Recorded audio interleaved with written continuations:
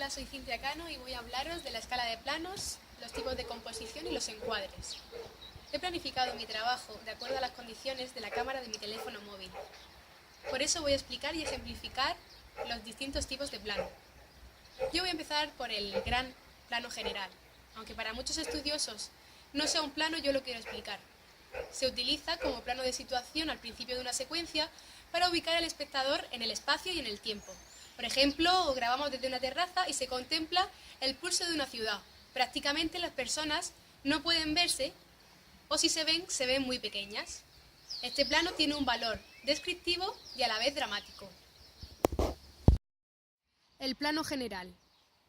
También es un plano descriptivo, pero de la acción y de su entorno. Asimismo, se utiliza como plano de situación al principio de la secuencia para dar información al espectador, y predomina principalmente el escenario, por ello los personajes pueden verse o no. El plano conjunto. En este plano, por lo general, aparece más de un personaje. Aquí se pueden ver perfectamente y reconocer estos mismos. Además, sirve para apreciar el ambiente que hay en la localización. Así, de esta forma, el espectador se hará una ligera idea de dónde está localizado cada personaje, objeto o lugar, que más tarde en la secuencia jugarán un papel determinante. El siguiente es el plano entero, donde se va a mostrar al personaje en su totalidad, de la cabeza a los pies. Por lo tanto, el escenario pasa a un segundo plano. El plano americano, tal como indica su nombre, procede del género western americano, el cual modificó el plano medio, para que se vieran las pistolas de los personajes. Este plano corta al personaje por encima de las rodillas. Este plano es favorable para contemplar la expresión del actor y sus acciones. El plano medio es el plano que corta a los personajes por la cintura. Esta corresponde a una distancia de conversación normal entre dos personas y obviamente nos permite contemplar el rostro y los gestos de las manos de las personas. Este plano tiene un valor expresivo y a la vez dramático, que veremos de forma especial en el siguiente plano. El plano es el plano medio corto, que es el más utilizado y es el que corta a los personajes por el pecho.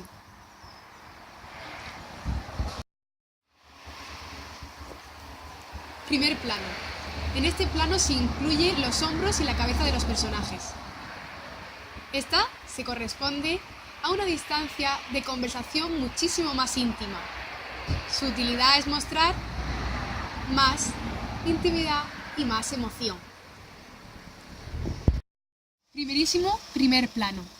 En este plano se incluye desde la barbilla hasta la frente. Y este permite que nos centremos en el rostro apreciando los sentimientos con más intensidad.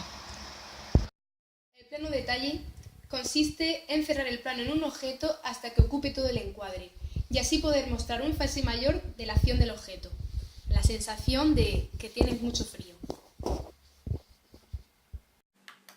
Ahora vamos a hablar del encuadre y la composición. El encuadre es aquello que se sitúa dentro de la imagen. Sabemos que no existe ninguna regla estricta, pero sí existen directrices que se deben tener en cuenta. Una de ellas es el motivo que está presente en toda escena. Es el centro de interés y el fondo que rodea, decora o da sentido al motivo.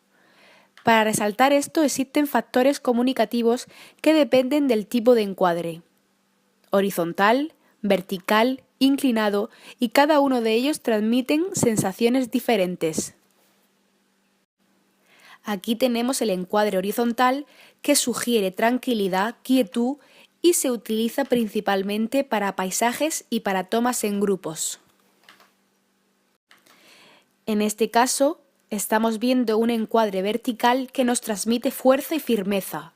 Este es apropiado para retratos. Este que estamos viendo es el último tipo de encuadre, el inclinado, que transmite dinamismo y fuerza y se utiliza ocasionalmente para resaltar estas cualidades.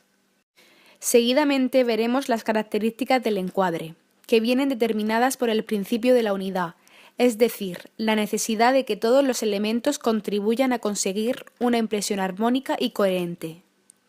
El primero de ellos es el punto máximo de interés, que, como vemos en esta fotografía, el campanario destruido, es el elemento que destaca entre los demás, atrayendo la mirada del espectador y constituyéndose en protagonista de la escena.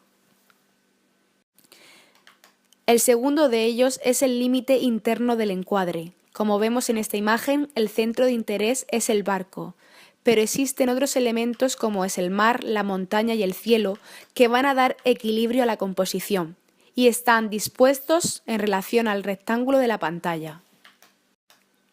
Gravedad y fuerza visual es la siguiente característica del encuadre.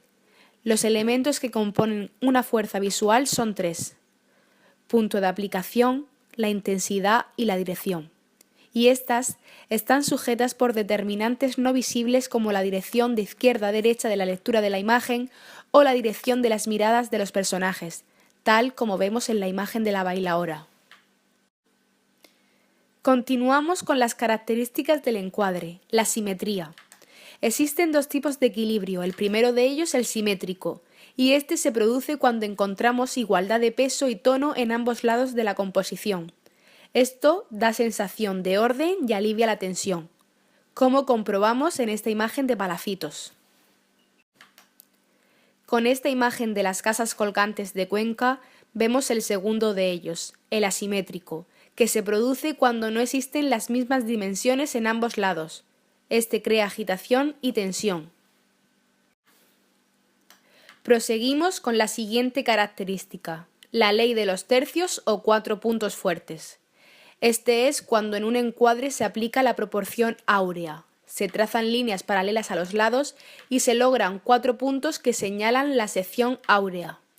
Estos son los puntos fuertes donde se sitúan los elementos de interés, de forma que atraiga la atención del espectador. En esta imagen, el centro de interés está concentrado en el lado izquierdo.